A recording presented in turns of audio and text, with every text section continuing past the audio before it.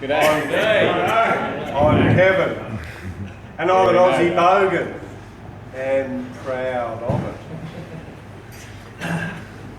I'm here to tell you, losers, about the time me and a few mates got to meet some past and present Wallabies players.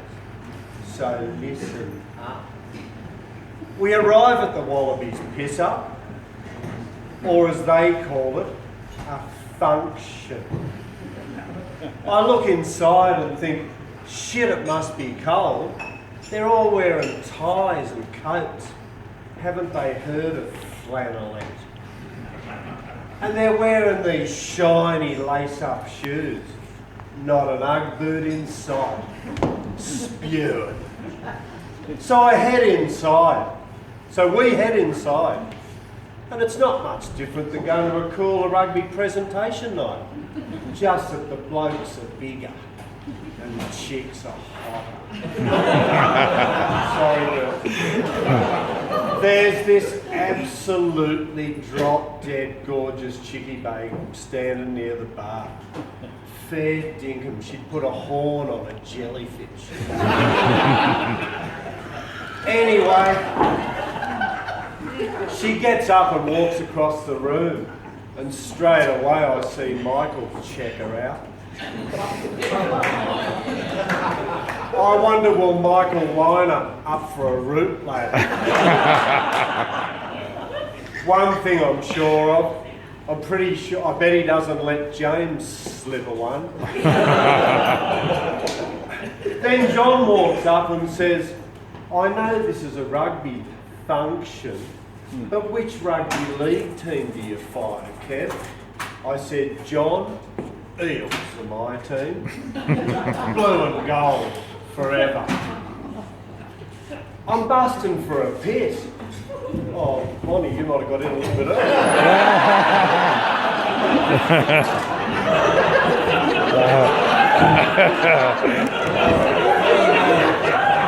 Has anyone got Bonnie's earmuffs? I'm busting for a piss. And I don't know where the dunny is. So I asked Dee. I said, is it far, Dee? She said, it's just down there through that door. So I head to the dunny, walk inside, and there's this Sheila in there. She obviously likes blokes, because she's with Rob, horn in one hand, and Poe, cock in the other. There's spew all over the dunny floor. And I'm trying to find out who did it.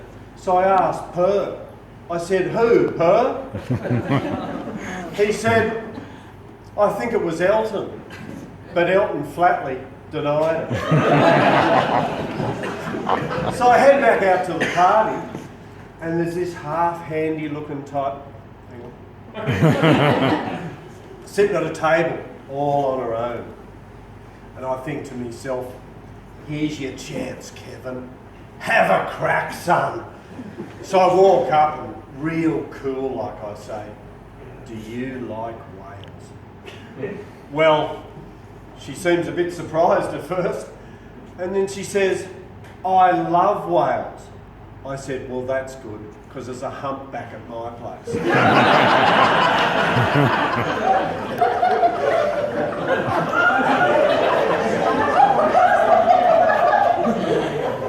I can't find me mate Mark, Ella said. She saw him with Tim, whoring around. And then I see Jason laughing at Mark and Tim. I said, what are you laughing at, Jason? Little do they know, he says. Those chicks are all gay. I said, really? You mean they've got a liquor licence? I said, hey Jason, what do you call a lesbian with a really long tongue? He said, I don't know. What? I said, well hung.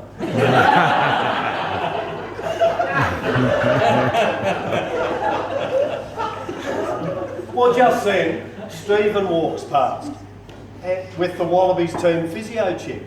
And Stephen looks a bloody wreck. His shirt's untucked, his tie's undone, he's got lipstick on his collar, love bites on his neck and scratch marks on his face. And I think to myself, it looks like she gave Stephen more than he bargained for. I'm talking to Cliff and he says he wants to leave. I said, why, Cliff? Parlu says it's a great party. He said, I'm going with Will. He said, let's go find a whore, Will.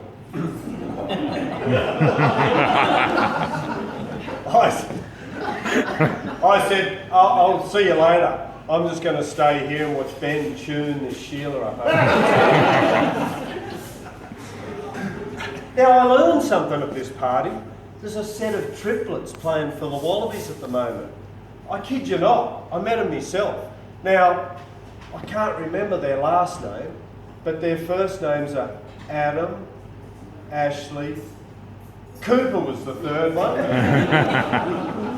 They've been playing in France and they're all wingers, which doesn't mean much because, as you know, wingers are just blokes that hang around real footballs.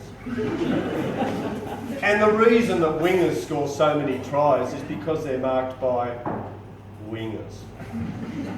Anyway, next thing the Wallabies players start playing this game. They put all their names in a hat and then the chicks take turns of pulling a name out of the hat. Well, one of the chicks was pretty bloody happy because she drew Mitchell. I can't find my girlfriend Izzy. Falau said he saw Sam, Carter outside. Probably gone for a camp. Easy, big fella, I thought. Easy.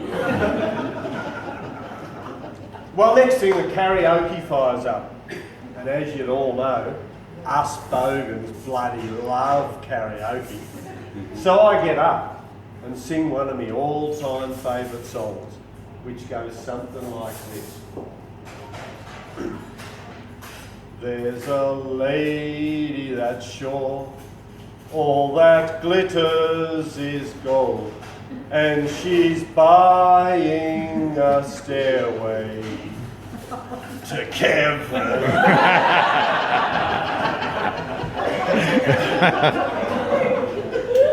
So there you have it. I think that's it. So there you have it. But of course, one last thing, as always, just remember, get a bit of Bogan in you.